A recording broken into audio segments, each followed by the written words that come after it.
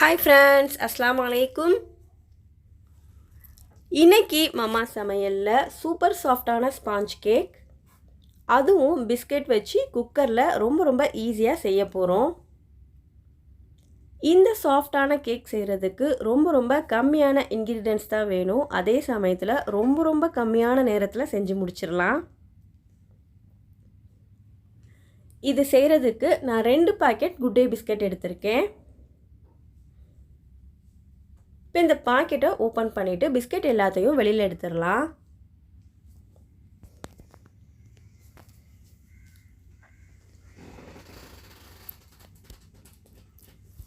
மொத்தமாக இதில் கிட்டத்தட்ட 22 பிஸ்கெட் இருக்குது. இப்போ ஒரு மிக்ஸி ஜார் எடுத்துக்கோங்க.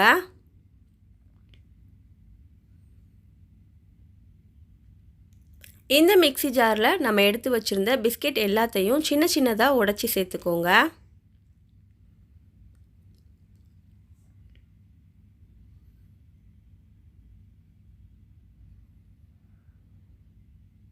ஸோ எல்லா பிஸ்கட்டையும் உடைச்சி சேர்த்தாச்சு.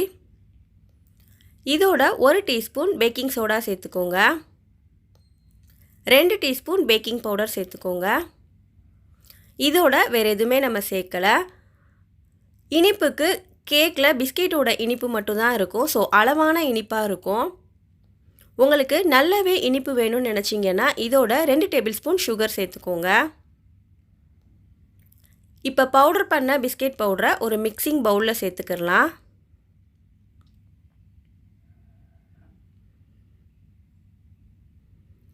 இது கூட 3/4 கப் அளவுக்கு காய்ச்சின பால் எடுத்திருக்கேன்.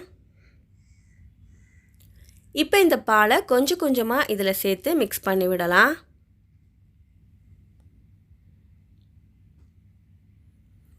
பாலை ஒரேடியாக சேர்த்துறாமல் கொஞ்சமாக சேர்த்து கலந்து விடுங்க. ரொம்ப தண்ணியாகவும் இல்லாமல் ரொம்ப கெட்டியாகவும் இல்லாமல் மீடியமாக இந்த பக்குவத்துக்கு கரைச்சி வச்சுக்கோங்க.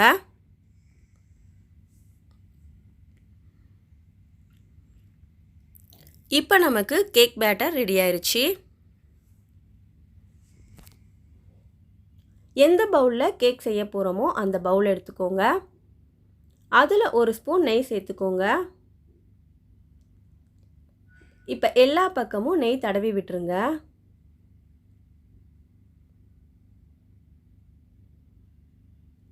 இப்போ நம்ம ரெடி பண்ணி வச்ச அந்த கேக் பேட்டரை இதில் ஊற்றிடலாம்.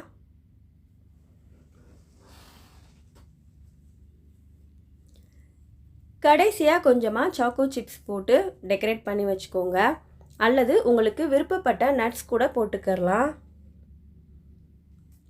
5 நிமிஷத்துக்கு முன்னாடியே குக்கரை ஹீட் பண்ணி வச்சுக்கோங்க. இப்போ சூடான குக்கரில் உள்ள ஒரு ஸ்டாண்ட் வச்சுட்டு மேலே இந்த கேக் பவுலை வச்சுருங்க. வேறு எதுவுமே சேர்க்க வேண்டாம். இப்போ இதை மூடி வச்சிடலாம். குக்கர் மூடியில் கேஸ்கட் போட வேண்டாம். அப்படியே மூடிடுங்க. மேலே விசிலும் போட வேண்டாம். ஒரு 15 நிமிஷத்துக்கு இது ஸ்டவ்வில் இருக்கட்டும். லோ ஃப்ளேமில் வச்சுக்கோங்க. 15 மினிட்ஸ் இருந்தால் போதும், அதுக்கு மேலே வேண்டாம். இப்போ ஸ்டவ் ஆஃப் பண்ணிவிட்டு ஓப்பன் பண்ணி பார்க்கலாம். பாருங்கள், சூப்பராக நமக்கு கேக் ரெடி ஆயிடுச்சு. ஒரு கத்தி வச்சு குத்தி பாருங்கள், கத்தியில் ஒட்டவே இல்லை. ஸோ கேக் நல்லாவே வெந்துருச்சு. இப்போ இதை எடுத்துடலாம். பவுலில் நம்ம ஏற்கனவே நெய் தடவிறதுனால கொஞ்சம் கூட ஒட்டவே இல்லை. இப்போ இதை ஒரு பிளேட்டில் மாற்றிடலாம். வாவ், இங்கே பாருங்கள், ரொம்ப சூப்பராக ரொம்ப சாஃப்டாக பார்க்கவே செம்மையாக இருக்குது.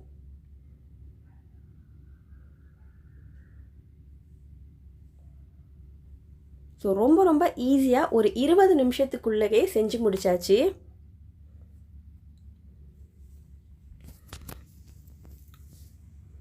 இப்போ இதை கட் பண்ணி பார்க்கலாம்.